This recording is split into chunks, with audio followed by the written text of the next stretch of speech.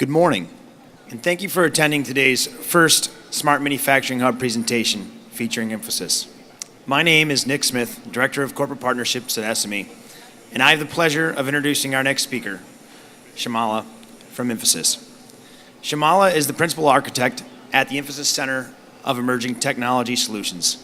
She brings over 18 years of experience as an innovator, strategist, architect, consultant, and statistician. Currently, she plays a key role at Infosys, Chief Technology Officer, and co-directs innovation, technology strategy, and enterprise roadmap at a leading manufacturing client. Shamala's presentation today will be on purposeful, AI-driven, mixed reality applications in aerospace. Without further ado. Hello. Can everybody hear me? Okay. Thanks for coming. My name is Shamla, part of the Emerging Technology Solutions Group in Infosys. So one of the key things that we love to do is solve problems which are not very common and uncommon problems that come to everyday business life. So that's the part of the group. And for folks who attended the panel, some of the key things that we heard, I totally love what Bala said about laundries and having AI-driven robots to do the laundries. I would love that because there's something like, going back, my mom would do the laundry and I would do the folding of the clothes. So for somebody like me, if I had a robot to do that, that would be like awesome. So what is purposeful AI? And some of the key things, and I guess all the questions that we saw during the panel, awesome questions. Some of the key things that I absolutely love is, can we let AI completely drive and control the shop floor, or should we actually use it as a recommendation? Awesome set of questions, and as a practitioner myself, when I talk to a lot of aerospace and automotives and manufacturing customers, some of the key questions that comes to me is, what is these emerging technologies? Which emerging technologies should I bring together to be able to make it as a purposeful AI, right? And some of the questions that I took at the kiosk yesterday was, do you think it's really time, or is it really the maturity of these technologies are out there to be able to kind of take them to the next generation enterprise applications that will be defined by large organizations. And today's XRs, I just X'd it out, but it's basically AR, VR, and mixed reality applications that we see today. Are these technologies good enough so that I can justify the cost that these enterprises have to invest in these technologies, right? So what are the timeline, what is the cost benefits, as well as what can these AI technologies do for me in the area of mixed reality applications. So what are those AI features that can help make mixed reality purposeful enough and bring the value and benefits enough for enterprises? So let me give an example of cooking, because I love cooking, and we've all seen that, for anybody who has a mother would know that it takes a woman to give you a good recipe. So here I am to give you the recipe of something that works perfectly well and has worked for us in Infosys, right? So when you start out cooking something, you need the pan and the gas range. You need the basics to start out with. So the two key things that you actually need is technology and an awesome computing power, right? And today we are in the cusp of a quantum leap, because there is awesome technology that's available out there and awesome computing power on these devices that are available out there. So that has made us be able to do sensing better, right? And I can bring all those data and machine learning capabilities on these devices. I can bring that automation, I can bring that AI on these devices. So now I can do deeper data connections using these machine learnings and come up with better solutions and applications. Going to the next one, augmenting and anticipating. I love the word anticipating with aerospace because we love to do that, and aerospace is all about anticipating what's coming up. And we've been in that industry to kind of look at what's coming up and catch up, while we do fear the security and cyber threat operations and stuff like that. But we are ready to anticipate these problems as part of aerospace industry. So given that, while doing the augmenting power that we get today, I can look at something like a deep learning algorithm and all of this on the device. So until today, what I could do was I had to go to a big computing power on the cloud to get that information and do that perception and depth of devices. So if I were to look at an airplane turbine right in front of me, it was not that easy, because an airplane turbine would be a heavily loaded model at the size of its real size that you see in an airplane. And to get that computing power for me in a remote location to be able to see that holographic view was not possible through these mixed reality devices until now. But if you see what Microsoft released in last November was the HoloLens Project 2, which was bringing the AI chips and the co-processors onto the HoloLens devices. So what you see now is the ability to be able to run those algorithms and those programs and bring that large data to be able to load it on these devices, to be able to see this and do real-time analysis, to be able to do predictive analysis to say, hey, here's a diagnostic problem of what's going on, and now I can say that there is a problem, this is the solution, and AI can provide that solution to the user. So be able to bring those faster, run longer, speak and anticipate part of things. What you need is a lot of ingredients, and the magic sauce is available today, right? So going back to the analogy of cooking. So AI and IoT and blockchain and all the mixed reality applications and AR, VR applications that you see today, these applications will help you make those mixed reality applications more successful. Right? So what is the promise that these applications provide? So if you look at the key analysis, and if you go back to humans at some point, we have been able to sense, we've been able to see, visualize, we've been able to capture the information from our surroundings very easily. So the cognitive powers of humans have always been there. But if I look at a brain, the brain is your AI, and brain is the part which is actually looking at these cognitive functionalities and be able to kind of interpret the learnings out of it. So building blocks that make this particular success possible, or the magic sauce, is when I can bring all these technologies, emerging technologies together. For example, IoT, where I can sense better, right? If I can bring immersive technologies like XRs, AR, VRs, and all of them together, and make the digital transformation to bring data together, use machine learning to be able to make, data calculations, and then, be able to load the data, cleanse the data with the help of AI. And then create the digital environment better, and blockchain specifically from a trust perspective, where I can trust the data.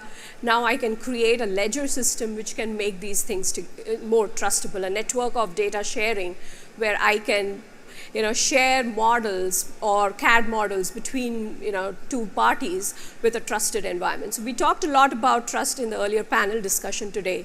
And one of the key things we said is, while some of the parts on how I can use this in the rest of complicated enterprises, can I also make this data trustable enough? While I can't bring trust on what the AI is learning, but can I use the data in a shared mode, being able to bring that trust with the help of blockchain, right?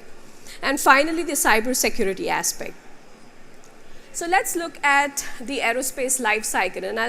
And we talked about some of the AI use cases across aerospace in the previous session, but let's look at the marrying part of it, where AI and mixed reality can be brought together, right? So if you look at the product lifecycle in aerospace, starting with product definition and engineering, the key things that we've seen across, and some of the key things that I've been working with some of my aerospace customers, have been in the design, interior design planning, where I can use a mixed reality solution to look at an empty room or an empty aircraft, and then look at how I can put the chairs and how these things will work out. then be able to do the product, what should the product costing be, and what are these 3D parts that I can look at? What's the actual part of the products that can be, and what is the cost of these products?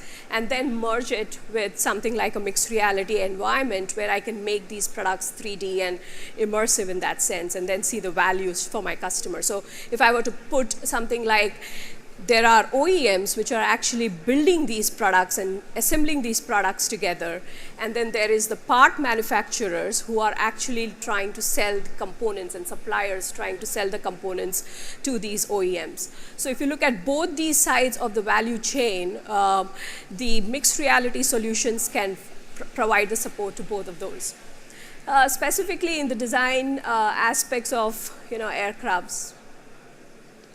Going to the second cycle, which is manufacturing and integration.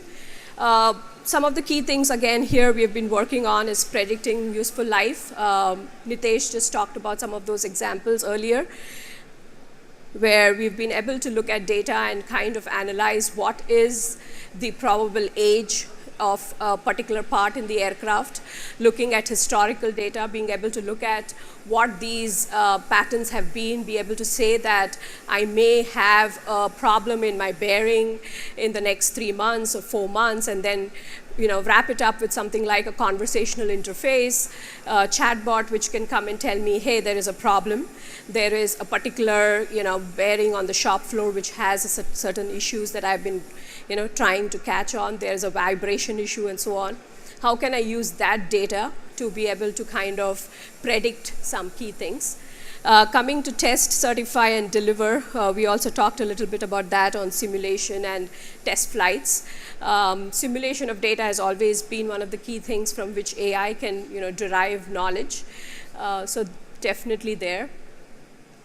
Coming to operate and maintain, very, very core from a mixed reality standpoint, because what you're doing is not just bringing the data in real time, but now bringing all the engineering models together, bring all those components with the help of a digital twin. So if you can stop by at the kiosk, you will try out something which is a digital twin that we've built for an aircraft engine turbine manufacturer, and plug it with the real-time data to be able to augment the data on it to see what's going wrong, where what is wrong, and then be able to do a diagnostic study and find out the issues, right?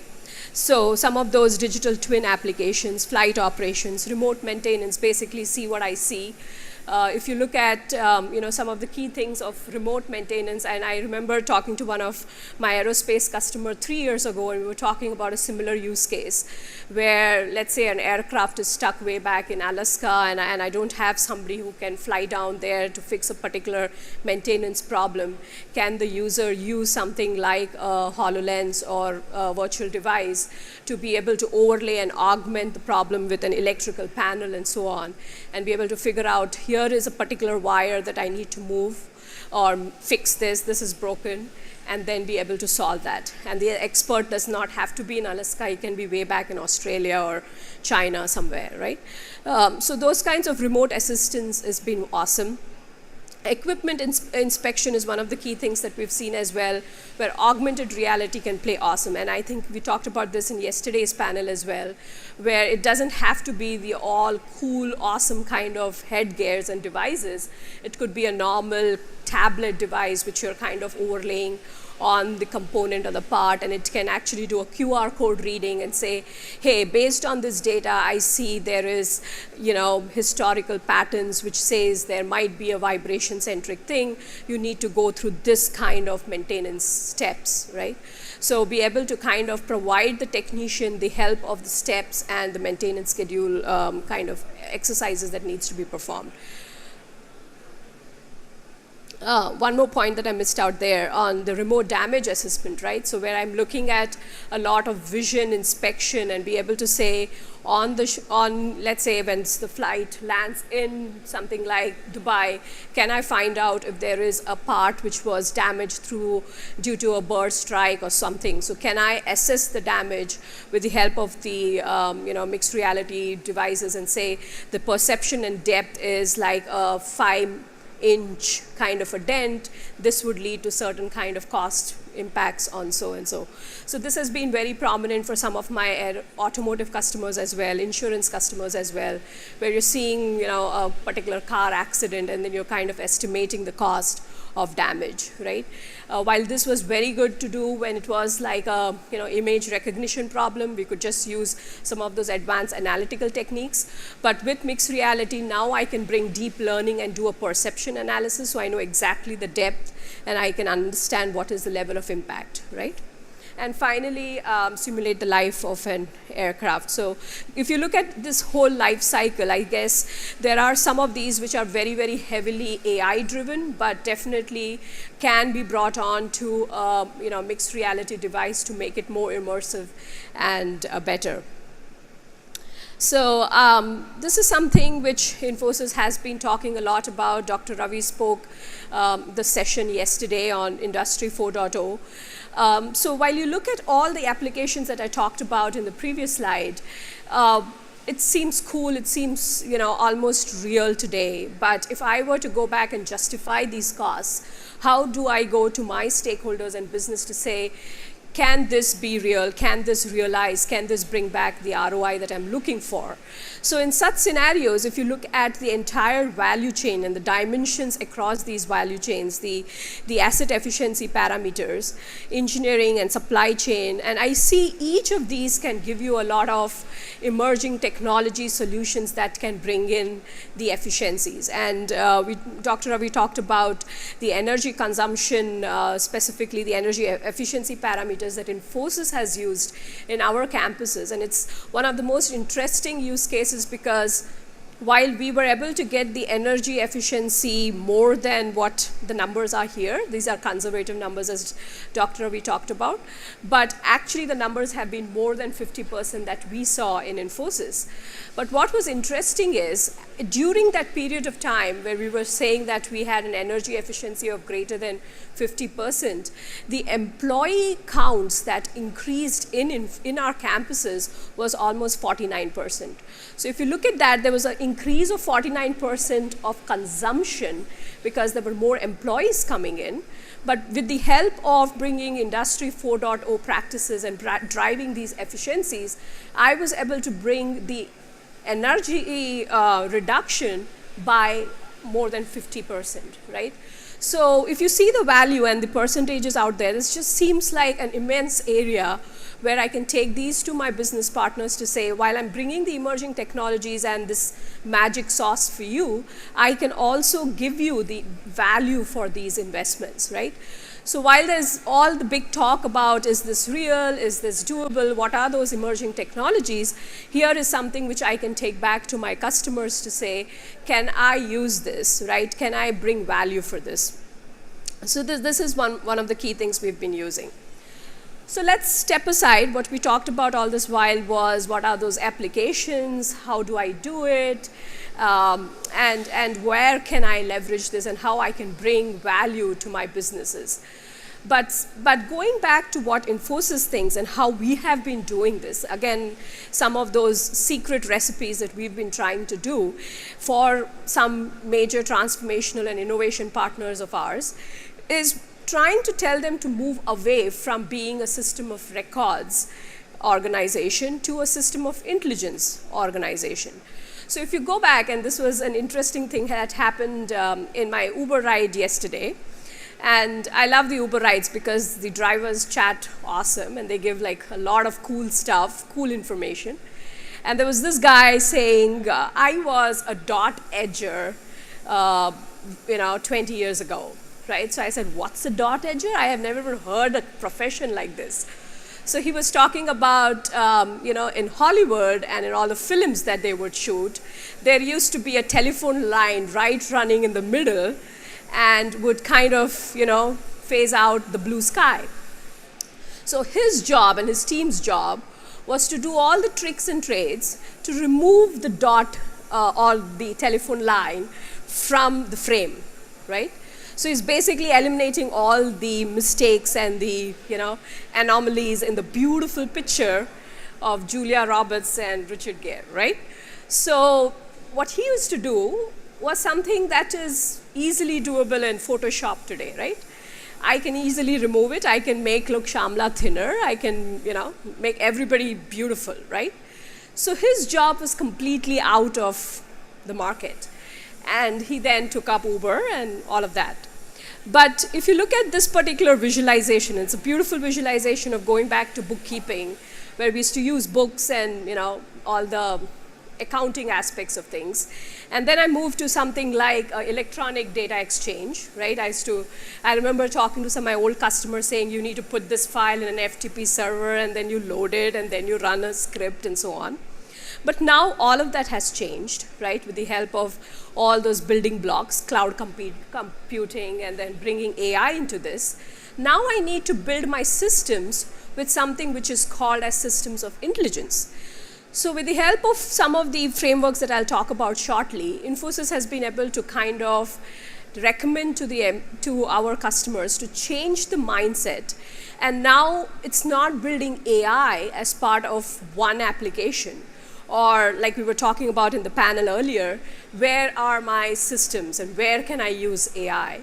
What we've been trying to do is kind of bring AI in our daily applications and daily life. So how can I put some of these specific learnings back into my everyday applications, right? So what are these capabilities that I can use in something like systems of intelligence kind of applications? So one of the key things which we've seen is context-aware, intelligent, conversational. If you look at conversational interfaces and chatbot kind of environments, chatbots have been there for a while, which was more like a decision tree-driven chatbot. But today I can bring AI and machine learning on top of this AI. I can build an interface, which is the brain, and plug it to any kind of a voice, right? So now I can put a voice like a Siri voice or an Alexa voice, but there is a brain behind it, which is an AI, right? So bringing that context-aware and conversational. So some of the cool things we're seeing with some of my customers here is on the systems, or like your support help desk at work. My laptop is not working and the battery is taking too much time. Where can I get a new battery, and so on, right? So the AI bot says, hey, bummer, your battery is gone. Do you want me to immediately place an order for you and get your systems guy to come and fix it for you? So all of these are patterns which is very easy for the bot to learn, and now I can tell with the help of a voice or a few words on the keyboard to say that my battery is not working, right? So if I were to say I'm hungry, she can say, can I place a pizza order for you right away, right? And I know you love this type of a pizza. So building that context awareness between conversations and being able to converse and bring AI into these conversations. So if going back to my previous slide where I was saying, can I bring AI into my everyday applications? So now I'm building a system of intelligence in my everyday applications in the enterprise, right? So I'm putting a chatbot, AI chatbot, in simple applications that the enterprise has been using. Then I talk about bringing it on a mobile first and then plugging the AI on top of it as well. Making everything augmented or virtual reality. This would need the specific devices that we will enable. And then finally the IoT piece, right? So while this is all context aware, looking at insightful learning systems, the vision, speech, natural language processing, as well as natural language generation and predictive parts of things. So if you look at all the data that we have been gathering from these IoT systems and then putting them together through these machine learning and AI platforms, what we can now do is build those predictive systems, which is the example I was giving you on the turbine.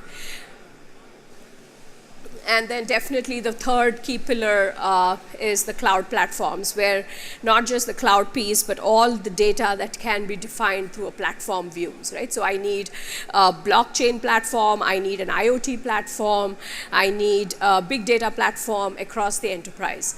So from a technical architectural view, you need all of these building blocks so that you can build system of intelligence sooner and faster, right?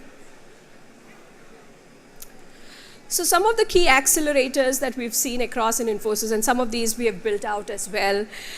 So we do have an AI and cognitive services framework which helps us build these enterprise applications pretty fast. Be able to bring in a speech when I need to, bring in the video and imaging processing when required.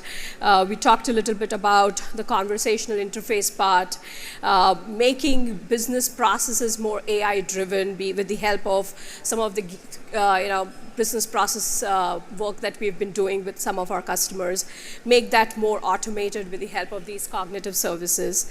The insightful driven data workbench, where we're looking at AI and ML in data cleansing, in parts of predictive and optimizing these results.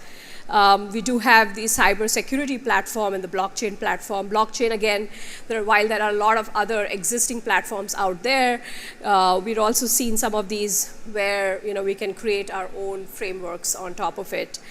These are solutions specifically for manufacturing that we have created using these platforms. And then some of the automated models for creating the AR, VR, 3D dimensional gaming works, right? So if you look at parameters or CAD models, they actually give you the 2D function already. But can I put something like an automated model which can convert the 2D to 3D in a much easier fashion, and then make it more gaming ready, which I can use in my HoloLens systems, right? And finally, how can I make all of these things possible? So one of the key building blocks that will be required for emerging technologies, where you bring in something like a systematic framework, queue all of these things for something where you can do a constant MVP, right? So while these are very good, and these are very good technologies out there, we all know that these are niche, and these really need a lot of work on these areas where we know some of things may work, may not work. There are a lot of technologies out there. Which ones will work out well, right? Should I use like a Samsung VR for this problem, or should I use a HoloLens for this problem? Should I start with an airplane turbine or start with a landing gear? How do I make these possible, right? So some of the systematic frameworks will help ideate. Infosys has been using design thinking for a while. And then you do design thinking, you put those ideas into a prioritization model with the help of DVF frameworks, and then finally come up with some prototypes or MVPs. So while I play a video right now, this is a use case that we had done with one of our leading airplane turbine manufacturers. This was a proof of concept that we had done for them. This is basically bringing data from some of the, while this is a prototype, some of the data that is being snapshot that is available here today will help you kind of analyze the data and come up with a diagnostic problem, right? So what you'll see here is the video will talk to you about how this was done for another, for this customer. How did we come up with those 3D models? And at the same time, how does the diagnostic piece work, right? Hi, my name is Kevin Donnell. I'm an experienced design lead here at Infosys. What we have here is a 3D printed aircraft jet engine. It's an open source model that we've made a couple modifications to. This is an IoT use case for our artificial intelligence platform with large industrial assets. Myself and two other VR experts spent the last week and a half developing not just this model, but an entire augmented reality overlay that goes along with this experience. So with this 3D printed turbine, we have a couple sensors on board. There's a strain gauge sensor to measure the deflection of the plastic. There are temperature sensors to measure the temperature of the combustion chamber, where one of the two engines are lying.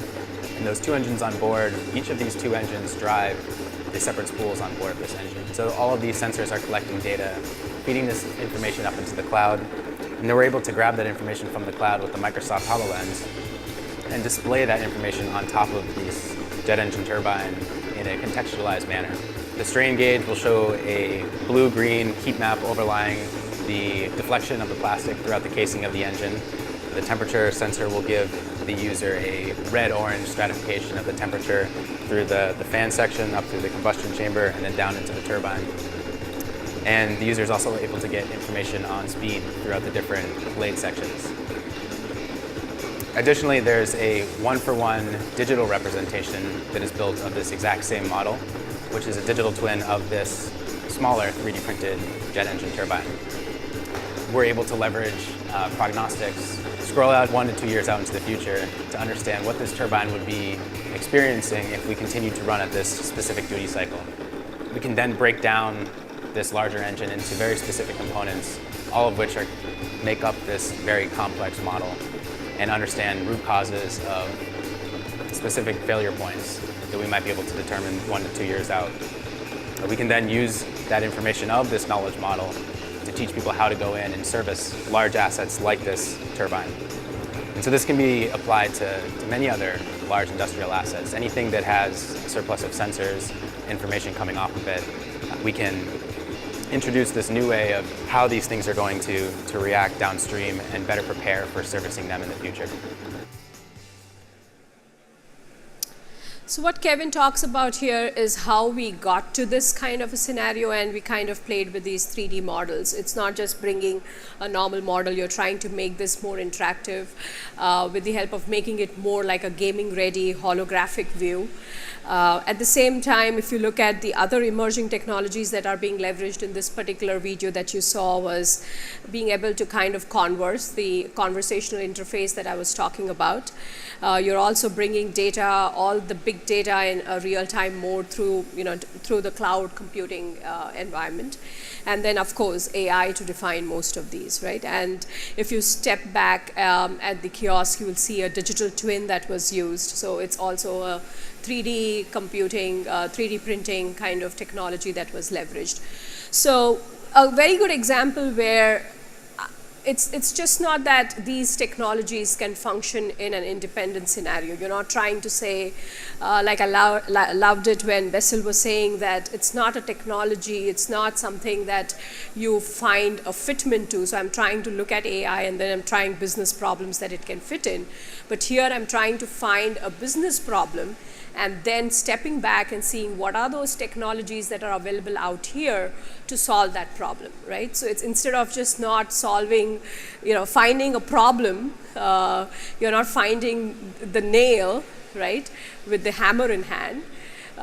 So those kinds of analogies are there, but it's basically you're trying to solve the problem with the help of, the right technologies.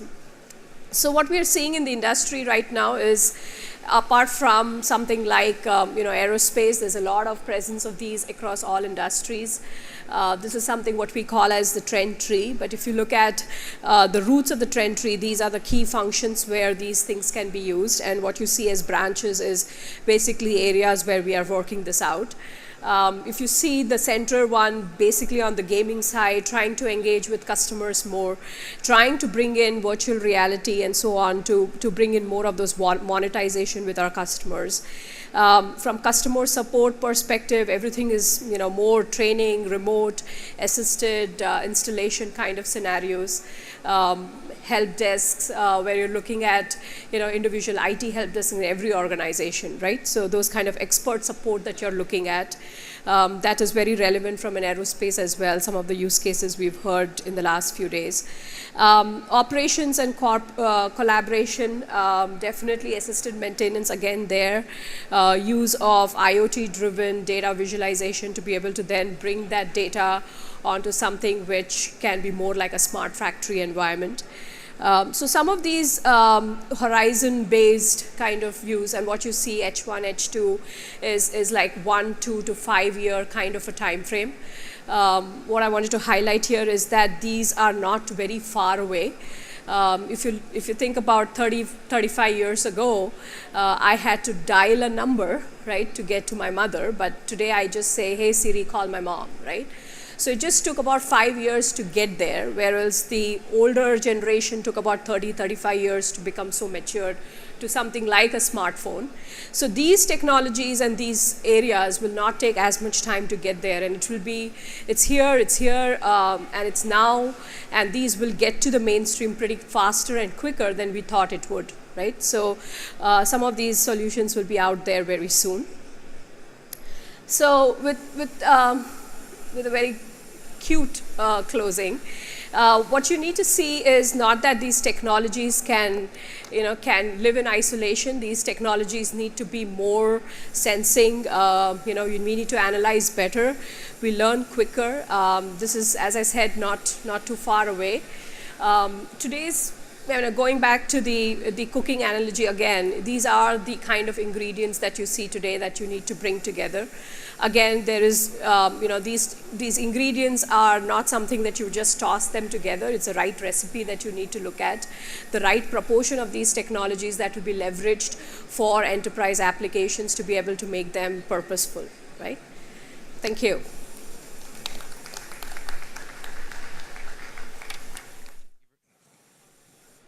Thank you very much. Does anybody have any questions? Please raise your hand. I can run mic out to you.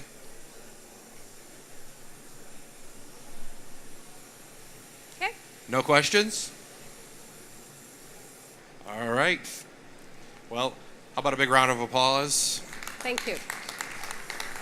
Thank you.